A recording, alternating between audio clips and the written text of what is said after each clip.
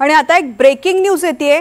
सातपूर गोळीबार प्रकरणातील लोंढे टोळीचा मुख्य आरोपी प्रकाश लोंढेच्या कार्यालयात भुयार सापडले।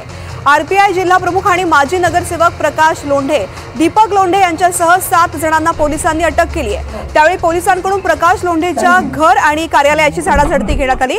त्या ठिकाणी भुयार आढळलेला आहे। प्रकाश लोंढेचं घर आणि कार्यालयाची झाडाझडती घेत असताना या ठिकाणी भुयार आढळलेला आहे। पोलिसांना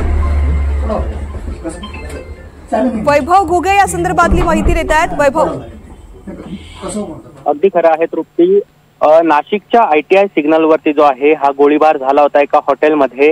त्यामध्ये आरपीआयचे जिल्हा प्रमुख आणि माजी नगरसेवक प्रकाश लोंढे यांचा मुलगा भूषण लोंढे हा मुख्य आरोपी होता। तो अद्यापही फरार आहे आणि प्रकाश लोंढे यांच्यासह त्यांचा मुलगा दीपक लोंढे यांच्यासह 7 संशयित आरोपींना जे आहे पोलिसांनी त्यानंतर ताब्यात घेतलं होतं। त्यानंतर पोलिसांकडून त्यांना 4 दिवस न्यायालयाकडून त्यांना 4 दिवसाची जी आहे ती पोलीस कोठडी देखील सुनावली होती। त्यानंतर आज सकाळच्या सुमारास जे आहे ही पोलिसांनी त्यांच्या घरावरती आणि कार्यालयावरती झडती घेत असताना खरं तर त्या ठिकाणी पोलिसांना एक कपाट आढळून आलं। त्या ठिकाणी ते कपाट उघडण्याचा पोलिसांनी प्रयत्न केला, मात्र ते बंद असताना पोलिसांना ते उघडण्यात आलं नाही। तर पोलिसांनी त्याची चावी मागितली असता त्यांनी आमच्याकडे असं काहीही नाहीये असं सांगितलं। मात्र पोलिसांनी ती शोध घेतल्यानंतर ते चावी आढळून आल्यानंतर उघडलं तर त्या खाली जी आहे एक बंद भुयार त्या ठिकाणी आढळली। अनेक दिवसांपासून जी आहे ही भुयार त्या ठिकाणी असल्याचं सांगितलं जात आहे।